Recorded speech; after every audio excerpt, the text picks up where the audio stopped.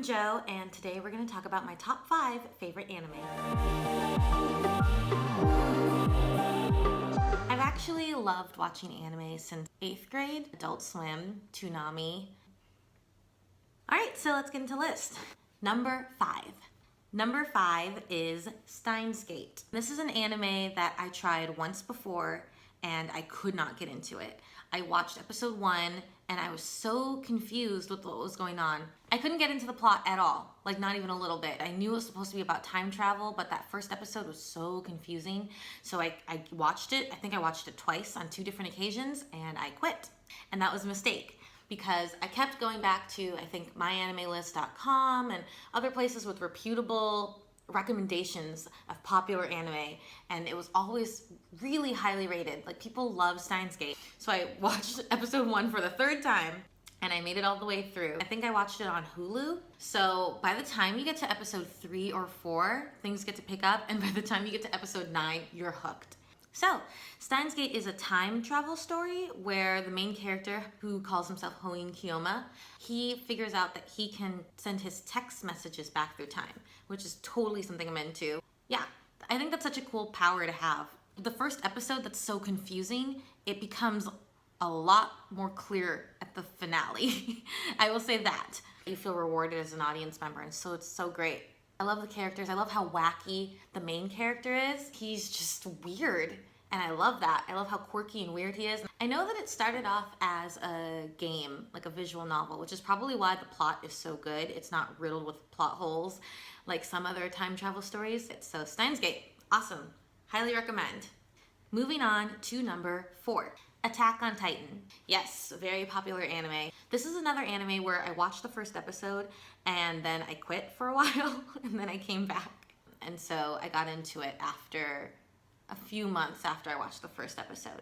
The first episode didn't really grab me as much as it should have because I was afraid it was just gonna be a gory, violent anime, which is not something I'm particularly into. It is gory and it is violent, but it's got a lot of great storytelling and characters that you can relate to. The first episode, I felt like Eren Yeager, the main character, screamed a bit too much. I was like, oh, he's gonna scream through this whole anime, and my volume controls, I'm gonna have to turn that down. Turn the volume down. Eren Yeager screaming. It still is kind of like that, but the story is great. It's got such great world building. It's about 3 friends who join the military to defend their town, which has a wall around it that keeps the Titans out. The author of this great anime/manga was able to create a really great world. And I like that it sticks to the manga, which I have read as well, because once I finished the anime, I was like, I need to read and figure out what happens to these characters. And it sticks to the manga very well. So if you want something that sticks to the true story, which is something I always love, then you will like Attack on Titan. The Titans are frightening. Like, when they run towards you, there are abnormal Titans that can like run really fast, and I get scared pretty easily. I got scared right now. I think my favorite part about Attack on Titan is that the 3 friends have their strengths, and Mikasa can kick butt. Like, I love when a female character is in the main cast and she can kick butt just as well as the guys, if not better. Eren's got his determination. Armin, he may be afraid, which is someone I related to, but he is smart and he's intelligent and he's great at coming up with plans. And to watch those characters develop in that way from every circumstance they went through was really awesome. And shout out to Levi. Everybody loves Levi. So if you are into people fighting for their lives, people with strong determination, great characters, frightening outcomes, and if you like The Walking Dead, I feel like you'll like Attack on Titan, because I watched The Walking Dead, which is also scary. I don't know why I watch so much scary stuff. I don't know, like, we humans are afraid of being eaten, is my theory, and so we like create shows. We're like, we're at the top of the food chain, but we're like terrified that we're gonna get eaten. Like karma. It's karma. Number 3, Moribito, Guardian of the Spirit. I started it in college, the first episode, and then I quit and I came back about 2 years later and watched all of it, and I thought it was amazing. If you want to see an anime with a kick butt woman holding it down, you will want to see Moribito. Balsa is the best. Balsa is this female warrior who does not care what you think about her. She is strong, she is determined, and she has a mission, which is to save the prince, Prince Chagum. I loved the soundtrack, I love the animation. Those fight scenes, she fights with a spear, she's intense. She's so good. She's a serious person. She's extremely serious. And I related to her. I was a teacher for a while, and I know what it's like to take care of a kid. And Balsa, she did it. She did it well. It's something I cried at the end for because it was so beautiful, such a complete and well-written story.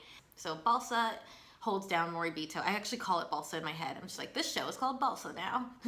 Have you seen Balsa? It's really good. I think I first watched it on Netflix, and it still might be there. I highly recommend Moribito, Guardian of the Spirit. Number 2, Trigun. Yes, it is an oldie but a goodie. Vash the Stampede is wanted. There is a $60 billion double dollar reward if you find him. Call him the humanoid typhoon. He's someone who's supposed to have decimated an entire town. But then you meet him and he's this great person who doesn't believe in killing. Meryl and Millie are 2 insurance ladies who have to follow him around because he keeps damaging everything everywhere he goes, which is true. Once again, the world building is really there. This is a town that I've never really seen exist. It's more of like a desert wasteland, kind of Western feel. And the music, that's one of my favorite things. A beautiful soundtrack. Number 1, Full Metal Alchemist Brotherhood. I can't do alchemy though. I wish I could. Full Metal Alchemist Brotherhood is my favorite anime of all time because I've watched it so many times and I've never found anything to complain about. I used to watch Full Metal Alchemist back in the day, just a regular Full Metal Alchemist, and I really love the story. 2 brothers who tried to bring their mom back, but it's the biggest taboo in alchemy, and they lost literally everything. Ed lost his arm and his leg, and Alphonse lost his entire body. I thought that was such an interesting thing. The journey to get our bodies back is something they always push through. And when a character has a dream, when a character has a motivation that strong, I want my body back, I want my original body back, you can really get sucked into a show. My complaint with the anime is that it didn't stick to the manga. And there were a lot of filler episodes and I kind of got lost. I wasn't sure what was going on. I didn't see any progress towards them getting to their goal. Fast forward to college, I stumble upon Full Metal Alchemist Brotherhood. I was an RA in college and one of my residents was like, hey, this is my favorite anime, you should watch it. And I was like, I've seen Full Metal Alchemist. They're like, no, Brotherhood is better, just trust me.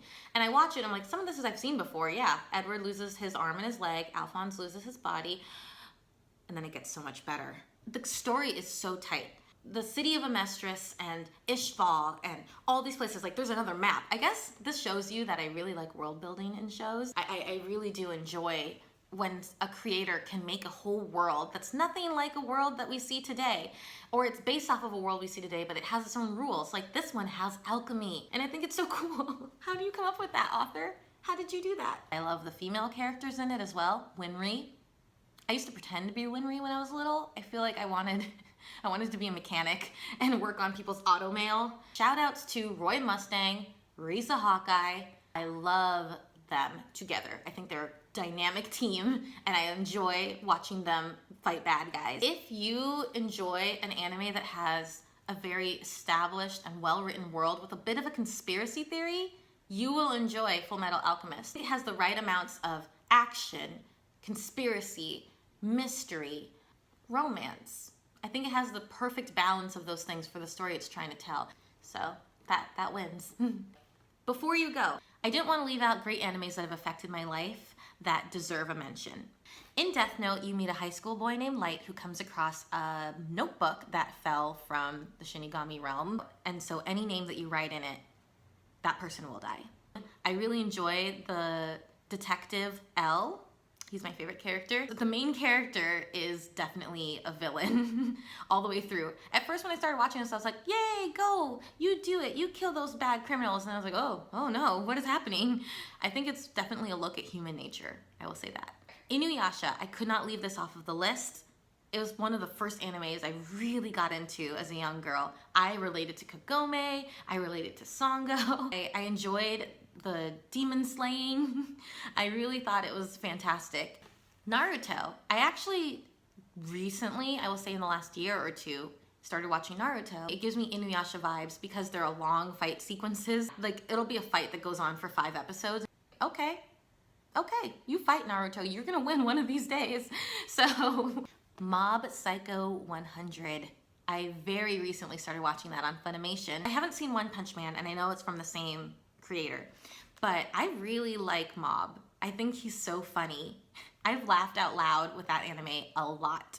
Mob and Reagan have a great dynamic because Reagan has no powers, but he's like the guru for Mob, and Mob has intense powers, and he just trusts what Reagan says. I really enjoy that dynamic between them. Mob Psycho 100 has a richness to it. It's a really well-written show, and it makes me laugh so much. All right, thank you so much for watching this video.